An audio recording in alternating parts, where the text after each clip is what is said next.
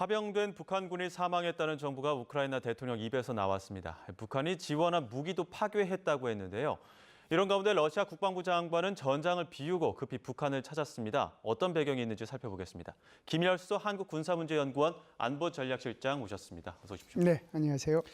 먼저 지금 젤렌스키 우크라이나 대통령이 북한군이 그 전장에서 죽거나 다쳤다고 전했는데 이러한 북한군의 어떤 부상 소식, 사망 소식을 우크라이나 대통령이 직접 전하는 이유는 뭡니까?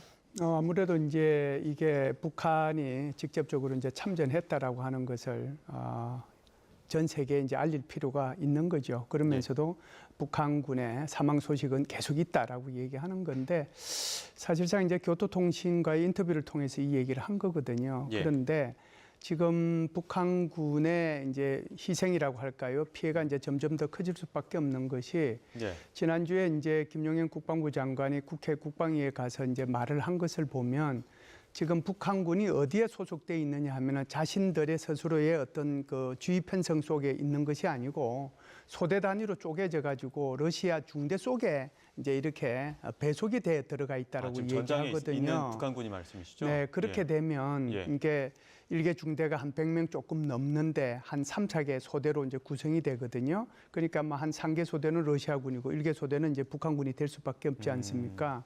그렇다 보면은 이제 이게 여기에 속해 있는 북한군을 계속 이제 제일 앞에 그러니까 어떻게 보면은 돌격병이죠. 돌격 보병으로 사용할 가능성이 있고 그러다 보면은 희생될 가능성이 훨씬 더 많아지는 거죠. 예. 젤렌스키 대통령도 그러한 북한군을 총알바지라고 언급할 정도였었는데 자, 뿐만 아니라 지금 우크라이나군이 북한산 대전차 무기 파괴했다고 주장했습니다. 이 대전차 무기가 불세4라는 무기인데 이거 어떤 무기입니까? 네, 이게 이제 사거리는 한 10에서 25km 정도 나가는 건데요. 지금 저 그림에 나오는 것처럼 저 안에 보면은 발사관이 총 8개가 있습니다. 밑에 4개, 위에 4개 해가지고 8개로 돼 있잖아요.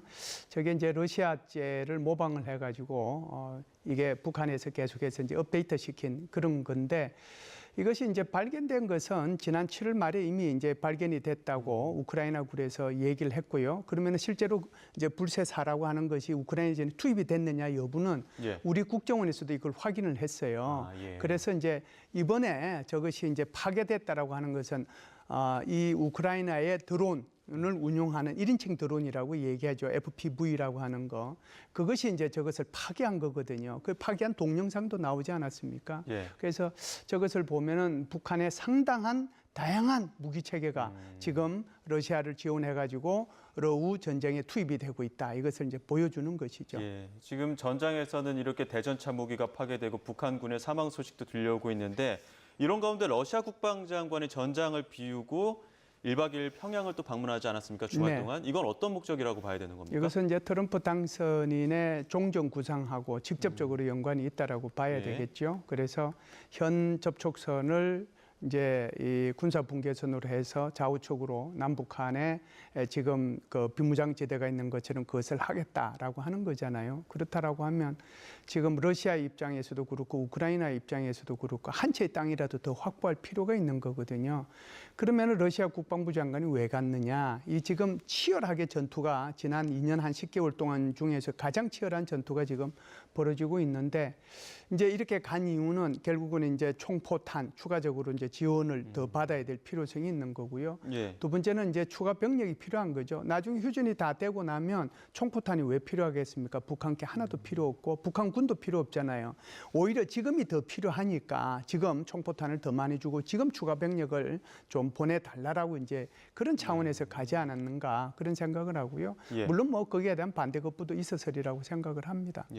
그러한 반대급부라고 해야 될까요? 러시아가 지금 내년에 열리는 전승절 기념한 그 열병식에 북한군 파견을 요청하지 않았습니까? 이거는 좀 어떤 의미로 봐야 되는 겁니까? 이제 5월 8일이 유럽에서는 이걸 전승절로 기념을 하고요. 이제 시간차가 있잖아요. 이제 이 모스크바하고 이제 프랑스 파리하고 시간차가 있어서 그게 이제 서명한 시간대가 조금 달라서 러시아는 5월 9일 날 이제 전승 기념일을 하는데 특히 이제 내년에는 80주년이거든요. 그렇기 때문에 과거에 이 2차 세계 대전에 참전했던 소위 말해서 과거 구소련 제국들, 그러니까 뭐 중앙아시아가 이제 대부분이 될 텐데 그 나라 정상들뿐만이 아니고 관련되는 정상들을 많이 초청해서 대규모로 아마 전성질 행사를 할 것으로 봅니다.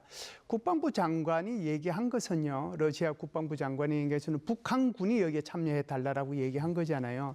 이것은 단순히 전성절에 북한군이 참여해 달라는 이 의미를 우리가 좀 더 뛰어넘어야 될 필요가 있다라고 생각을 하는데요. 예. 뭐냐면 5월 9일 이전에 지금 현재 러시아와 우크라이나 전쟁이 벌어지고 있는데 여기에서 러시아와 북한이 승리해서 이 5월 9일 날 우리 같이 이게 전성절에 이 승리도 기념하자. 같이 축하하는 예. 그런 형태로 하자라고 하는 그 뜻이 강력하게 이 속에 들어있고 그런 의미에서 총포탄과 북한군의 추가 파병을 얘기하지 않았나라고 보고요. 예. 두 번째는 만일에 이제 그런 일이 벌어진다면 이건 이제 순전히 가정 사항입니다.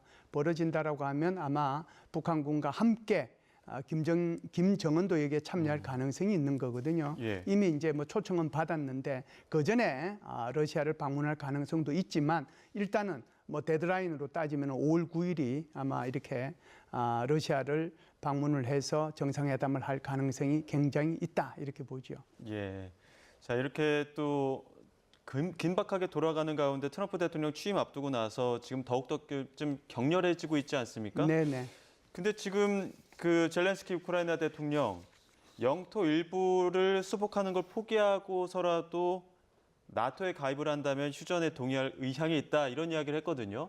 이게 우크라이나 전쟁 같은 경우에는 나토 가입 움직임 때문에도 촉발되지 않았습니까? 이 나토 가입이 왜 이렇게 중요한 겁니까? 그러니까 지금 보면 마치 이제 영토 한 치라도 더 땅 차지하는 것이 더 이제 핵심일 것 같은데 오히려 쟁점은 어디로 옮겨 붙었냐면 나토 가입 여부로 옮겨 붙었습니다. 그러니까 지금 푸틴 대통령은 절대로 나토 가입은 안 된다라고 얘기하는 거고 지금 젤렌스키 우크라이나 대통령 나토 가입을 해달라라고 얘기하는 거잖아요. 예. 지금 말씀하신 것처럼 우크라이나의 나토 가입 가능성 때문에 러시아가 우크라이나를 침공했는데 지금 이제 이런 상황이 벌어지고 있는 거거든요. 그런데 우크라이나 입장에서 제가 한번 설명을 해드리겠습니다. 예. 왜 우크라이나가 이렇게 나토 가입에 영토를 포기하더라도 나토 가입에 목말라 하는가? 예. 이게 두 가지의 큰 사건이 있습니다.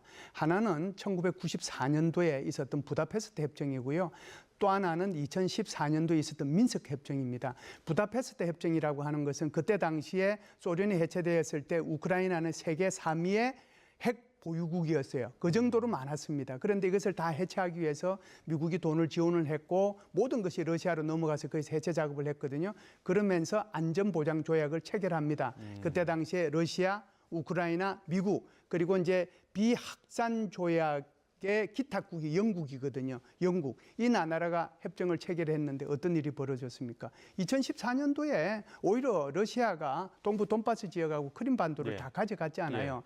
여기에 대한 배신감이 하나 있는 거예요. 두 번째, 2014년도에 그러면은 동부 돈바스 지역하고 크림반도에 러시아가 침공을 하고 난 뒤에 자기 영토로 만들기 위해서 말도 안 되는 무슨 뭐 주민투표 해가지고 자기 영토로 러시아 영토로 이렇게 이제 넘겼잖아요. 예. 그랬을 때에 뭐라고 했느냐 하면은 그때는 러시아하고 우크라이나하고 그러니까 또 하나는 유럽 안보 협력 기구 OSCE라는 기구가 있어요. 과거에 WTO하고 이제 과거의 나토 국가들이 예. 같이 안보 협력을 하자는 기구였는데 여기서 민스크 협정을 체결을 합니다. 소위 말하는 휴전 협정이죠.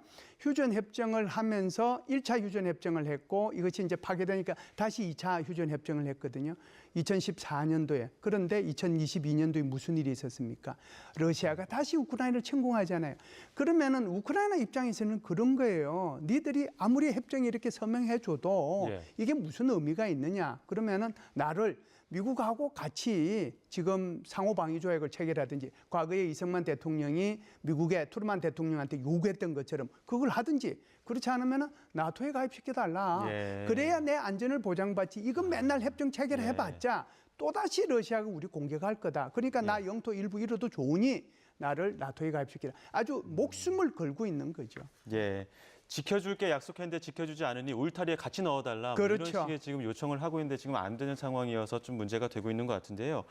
자, 이런 가운데 또 트럼프 당선인의 취임 이후에 어떤 전쟁 상황도 그렇지만 경제적인 협상을 두고도 굉장히 여러 가지 일들이 많이 있는 것 같습니다. 특히나 이제 관세 협박을 두고 캐나다 트루도 총리가 직접 트럼프 당선인 보러 찾아가기도 했는데 지금 어떻게 돌아가고 있는 상황입니까? 이게 이제 지난 이제 24일, 25일인가요? 그때 이제 그 트럼프 당선인이 갑자기 이제 관세를 이제 발표를 했잖아요. 어떻게 예. 보면은 폭탄 선언이라고 볼 수가 있는데, 이게 지금 그 멕시코하고 캐나다에는 25% 관세를 부과하겠다. 그리고 중국은 지금 관세가 뭐 예를 들면 전기차는 100%, 반도체는 50% 이렇게 가 있는데 여기에 추가적으로 10%, 그러니까 10%를 더 부과하겠다라고 얘기한 거거든요.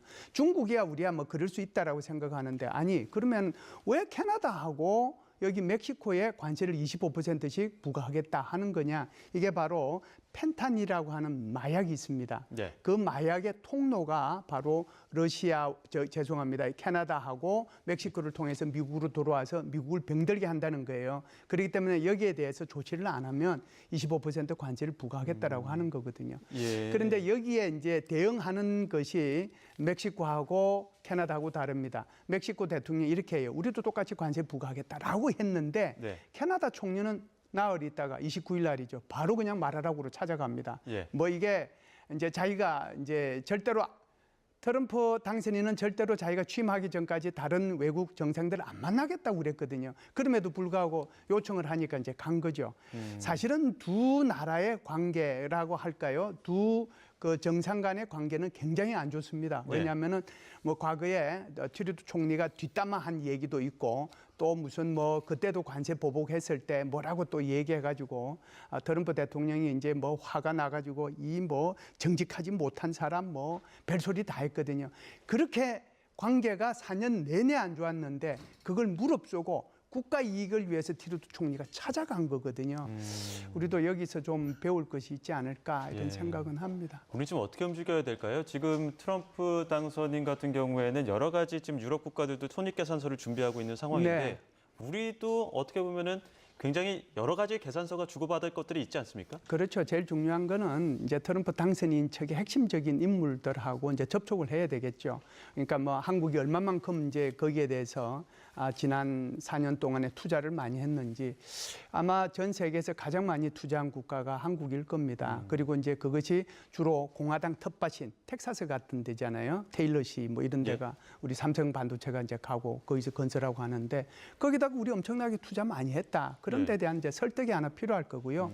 또 하나는 이런 게 필요할 겁니다. 트루도 총리처럼 아예 내놓는 거죠. 우리 지금 미국산 원유 우리 사줄게. 그리고 미국산 무기 우리 사줄게. 그리고 비행기 같은 거 좋아 우리 이거 사줄게. 그렇게 얘기하는 거죠. 그러면서도 우리가 지금 이제 협정이 체결이 완료가 됐죠. 방위비 분담금 거기에 대해서 재협상할 용이 있다. 그것까지 얘기를 해주고 그러면 아마 트럼프도 좀 누그러지지 않을까 이런 생각을 하고요. 10%의 이제 보편적 관세는 전 나라에 대해서 하겠다는 거잖아요. 근데 상식적으로 생각해 보면은 이 관세가 전 세계를 향해서 한 날 한시에 다 떨어지면 이건 미국은 못 견딥니다. 그냥 바로 인플레이가 되는 거죠. 그렇기 때문에 제가 볼 때는 나라별로 정해서 아마 타겟을 할 텐데 나라별로 정해서 하는 것이 아마도 대미 무역의 흑자국인 나라부터가 아마 해당이 될 겁니다. 예. 대한민국도 한 7위, 8위 정도 되거든요. 그러니까 우리도 그 대상이 될 수 있는데 앉아서 기다릴 것이 아니라 제가 좀 전에 말씀드렸던 이런 생각을 가지고 미리 접촉을 해서 우리의 이익을 확보하는 것이 좋지 않겠는가 그런 생각을 합니다. 예, 알겠습니다. 여기까지 듣겠습니다. 지금까지 김열수 한국군사문제연구원 안보전략실장과 함께했습니다. 고맙습니다. 감사합니다.